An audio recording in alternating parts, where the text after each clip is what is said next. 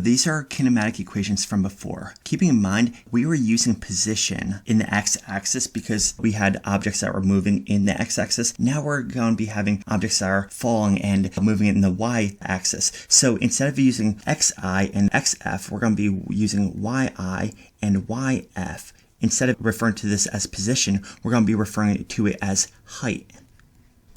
And doesn't that make sense? And everything else is the same. We're really not going to be talking much about average velocity. Just want to give you a little heads up on that. So all of these kinematic equations, they're going to be the same, but wherever we do see an xf and an xi, we're just going to be replacing it with yi and yf. And here we go. Skim through this and you're able to see, instead of having we do have these substitutions here. Okay, so now we're at the point in this experiment where we could be determining which equation we want to use. Once again, like I said before, we're not going to be dealing a lot with our average velocities here in free fall. Unless it really asks for it explicitly, we're not going to be dealing with these average velocity problems. But let's come through here and look for all the equations that do have VF in it and exclude them for the equations that we want to be using. So we have VF right here. We know we're not going to be using that one.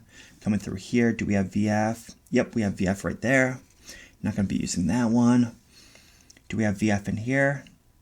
Ooh, no, we don't. And we have a VF right here. So we know that we're going to be using equation number 5 to calculate our acceleration.